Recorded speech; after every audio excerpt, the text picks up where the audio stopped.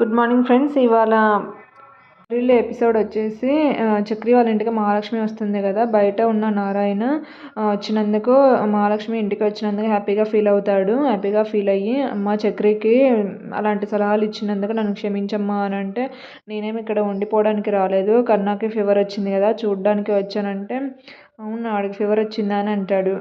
అయితే ఇంట్లో ఎవరిని పట్టించుకోవట్లేదు అసలుకే అని చెప్పి కోపంగా ఇంట్లోకి వెళ్తుంది. అక్కడ ఇంట్లో ఉన్న ఆ పరిస్థితిని చూసి ఇల్లు ఇలా ఉంది ఏంటి అని పెద్దతో మాట్లాడుతుంది. ఇలా ఇలా ఉంటే వాడికి ఇంకా ఇన్ఫెక్షన్స్ వస్తాయి కదా అని అనుకుంటుంది. అయితే చక్రి ఏమో మహాలక్ష్మి ఇంకా ఇంట్లో ఉండిపోవడానికి వచ్చాడేమోనని హ్యాపీగా ఫీల్ అవుతాడు. అక్కడ అందరినీ ఇల్లు మొత్తం క్లీన్ చేయండి, మేము బయట ఉంటామని చెప్పి బయటకు వెళ్తుంది. అక్కడ ఉన్న వాళ్ళ ముగ్గురు ఇల్లు మొత్తం క్లీన్ చేసి మంచిగా రెడీ చేసి పెడతారు. ఆ తర్వాత మహాలక్ష్మి వాళ్ళని పిలుస్తారు. మాధవనేమో దేవుడి దగ్గర దండం పెట్టుకుంటారు. చక్రి కూడా వచ్చినందుకు చాలా హ్యాపీగా ఫీల్ అవుతాడు.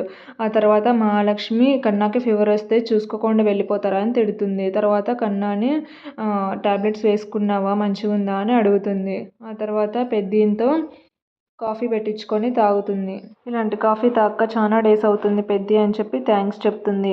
చక్రి ఎన్నిసార్లు మాట్లాడినా కానీ తనతో మాట్లాడదు మహాలక్ష్మి. చక్రి ఫీల్ అవుతూ ఉంటాడు.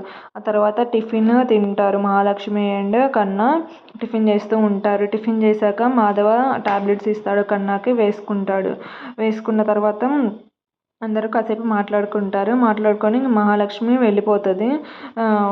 కన్నానేమో వదిన కాసేపు నాతో టెంపుల్కి వస్తావు అని అడిగితే, సరేరా వస్తాను అని అంటుంది.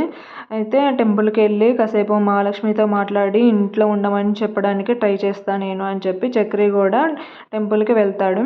ఇంకా కన్నా మహాలక్ష్మి రోడ్డు మీద నడుచుకుంటూ టెంపుల్కి వెళ్తాడు. అక్కడ రోడ్డు మధ్యలో ఆ ఊరి జనాలందరూ, మహాలక్ష్మి నువ్వు చక్రి వైఫ్ కదా, ఇంట్లో నుంచి వెళ్ళిపోయావు కదా, మళ్ళీ ఎప్పుడు వచ్చావు, రావు అనుకున్నాము, ఆ ఇంట్లోకి ఎవరు వచ్చినా ఆడవాళ్ళు ఉండరు కదా అని అందరూ మాట్లాడతారు.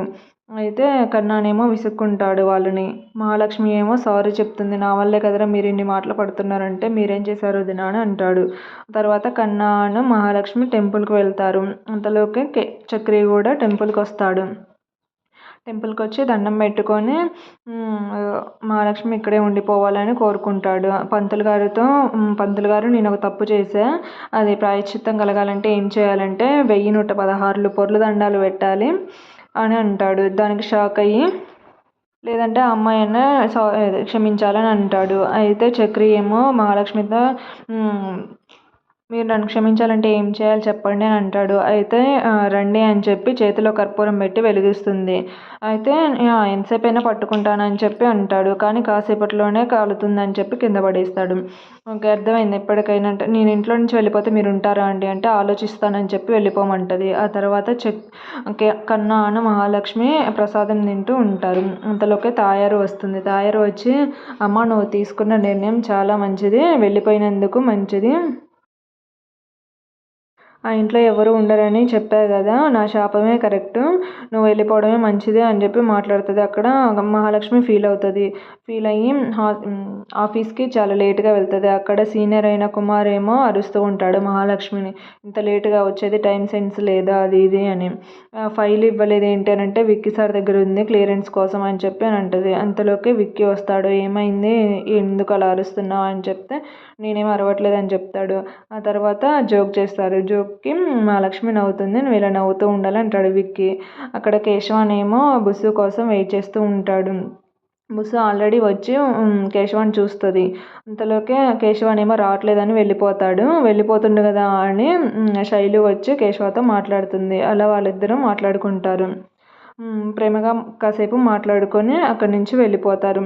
ఆ తర్వాత నెక్స్ట్ ఎపిసోడ్లో ఏం జరిగిద్దంటే, కొంతమంది లేడీస్ వచ్చి, మా అమ్మాయిది శ్రీమంతం ఉంది, మీ ఇంట్లో లేడీస్ ఉన్నారా పిలవండి చెప్తామని అంటే, అక్కడ తాయారు వచ్చి, ఆ ఇంట్లో ఎవరు లేరు, అంతా మగ సన్నాసులే, మీరు ఏం చెప్పనవసరం లేదు వెళ్ళిపోండి అని చెప్తే వాళ్ళు షాక్ అవుతారు. అంతలోకే మహాలక్ష్మి ఆగండి అని హారతి ప్లేట్ పట్టుకొని వస్తుంది. అందరూ షాక్ అవుతారు.